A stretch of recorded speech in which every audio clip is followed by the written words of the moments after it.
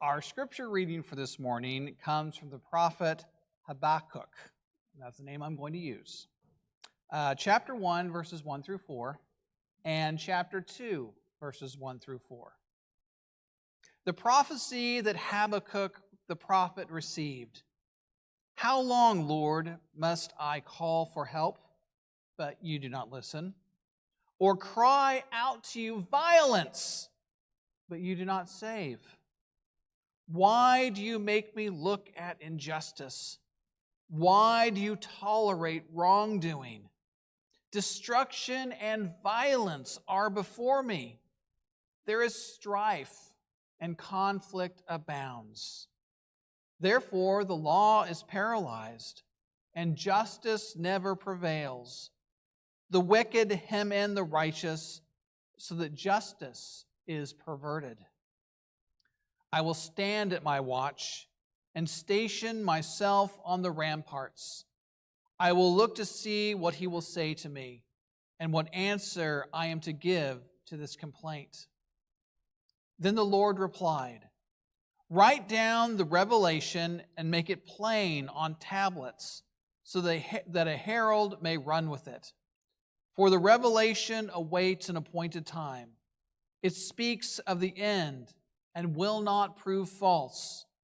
Though it will linger, wait for it. It will certainly come and will not delay. You see, the enemy is puffed up.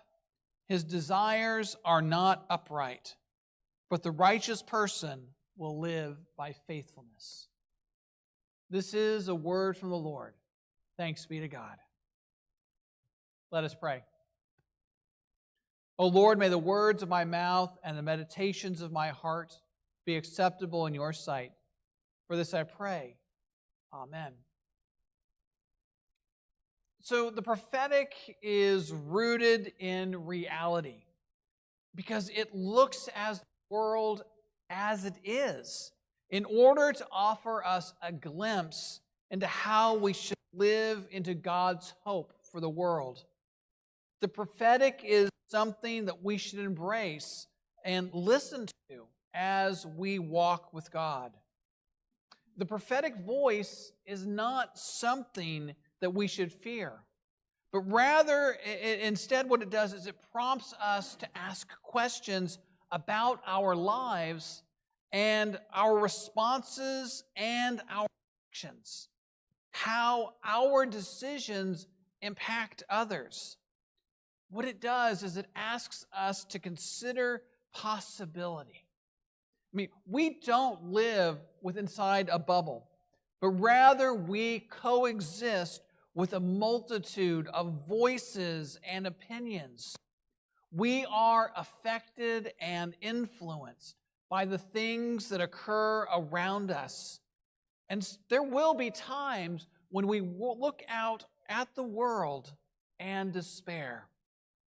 And so it's natural for us to turn our thoughts to God, but also to raise up a lament about the state of things, both in the world at large, as well as within our relationship with the holy.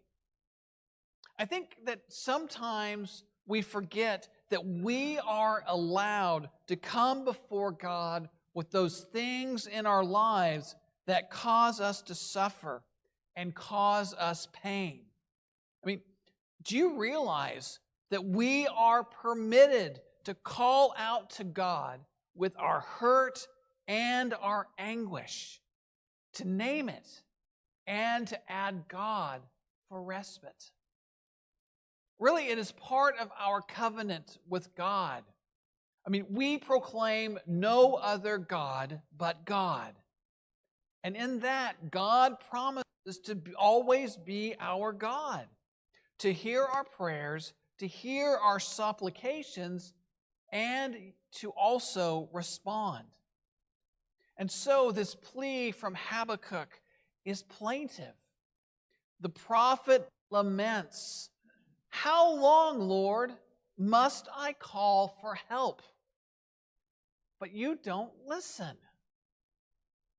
He feels lost and bereft, believing himself and the people to be ignored by God. And so he is justifiably aggrieved. His words accuse God of negligence, of ignoring the cry and plight of God's people.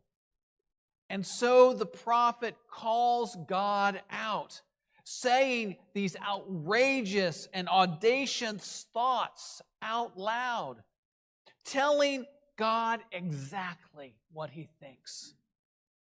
He says, your word, your law, the Torah that you handed down to Moses, the teaching and covenant you created with the people has failed. Habakkuk sees a world crumbling around him. There is violence among the people of Israel, and there are threats coming from outside forces. And so he accuses God of being absent and negligent. The lament of how long also shows that this is not the first time the prophet has sought God. The problem of evil in the world is not a new one. It is part of our lived experience. And while we know a God of love, grace, and mercy, we recognize that evil still exists within the world. And it is something that we must confront each day. So Habakkuk's lament is our lament because he gives voice to our own questioning of God. Why do you make me look at injustice, he says? Why do you tolerate wrongdoing? Destruction and violence are before me. There is strife and conflict abound. These words of Scripture, this lament, could be raised by all of us, any one of us. And he is not wrong. Each accusation rings true. Violence overwhelms. Destruction happens. Strife increases. And conflict grows. The law, the teaching given by God to Moses, the Torah that nurtures the covenant, is forgotten by the people. And so justice is perverted. It becomes a mockery of what God created as people twist it to their own devices and uses. Your word, Lord, has failed. This is Habakkuk's lament. Violence is rampant, destruction all around, and you, God, you have failed. I think I appreciate this about Habakkuk. He had the courage to say the quiet part out loud and to challenge God while putting voice to the pain and suffering of his world. He takes a bold path, calling God out for negligence, saying that he truly believed that God had failed the people. This is not easy stuff. I mean, who of us wants to question the divine, to put forth our complaint into actual words and articulate our feelings, even if those words are loud and accusatory? Let me ask you this. Have you ever yelled at God? No one? Have you ever yelled at God? At least acknowledge it. But you know what? For a long time, I never did. Because I thought that God was too big, too holy, far too good to ever get mad at. And at the same time, I considered myself to be too small, too insignificant, and too ordinary to be worthy of God's attention, let alone demand anything of my Lord and my God. But one day, life overwhelmed me, like I'm sure it has many of you. And I found myself alone at home, raging against God. This torrent coming forth from my lips for what was going on in my life and how out of control I felt. It was a cathartic discharge of pent-up frustration and disappointment that needed an explosive release. But the amazing thing is that I felt God respond. It didn't happen in words, and it definitely wasn't in that moment, because God did not suddenly appear before me in corporeal form to pat me on the head and assure me all was well. But it was liberating as a weight shifted and I gained clarity and perspective and began to see new aspects to the problems I faced. God may not have spoken to me in words, but God revealed himself as being present in my situation. And God affirmed the path that lay ahead. It wasn't easy, but it was worth it. It also confirmed that God walked with me, even in those times I was completely unaware of that divine presence. What Habakkuk's lament demonstrates is we don't need permission to come before God with our prayers, petitions, criticisms. And yes, that we can and should complain to God. Now, it doesn't mean God will do exactly as we demand. What it does is it allows us to share our trouble with God and then look for those ways where God is moving in our lives to help us shift the burden that weighs us down. Habakkuk says, waits for God. And he says, I will look to see what he says to me and what answer I will give to this complaint.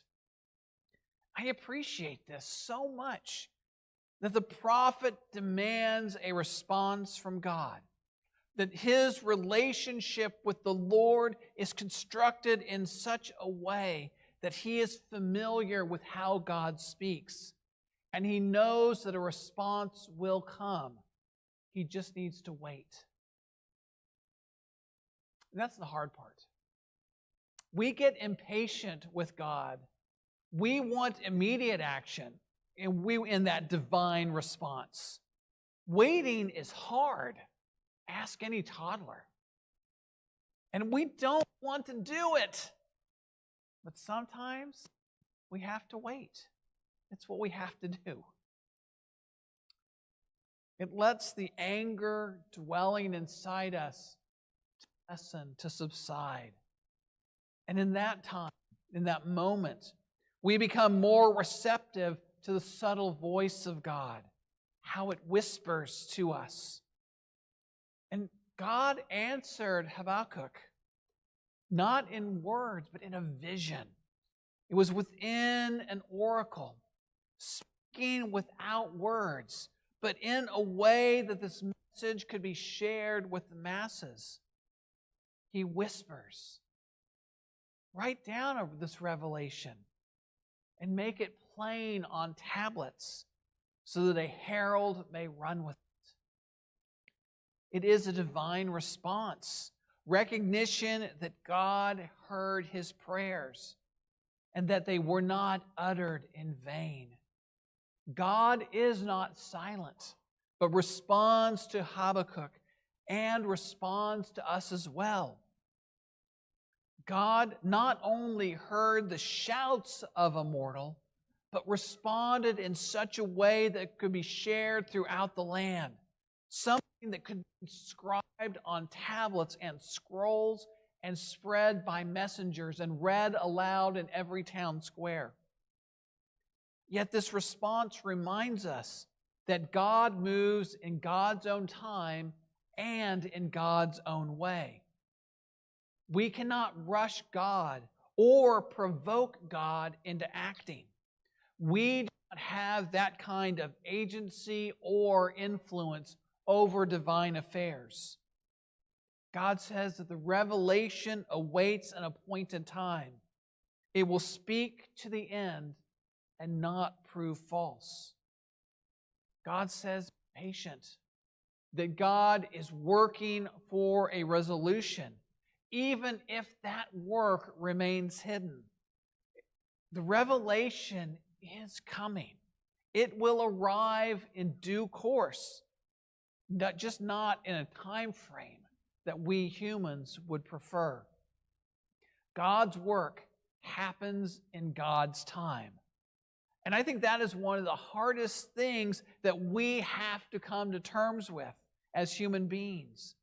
We hate waiting for anything, especially today when practically anything we want is available on demand.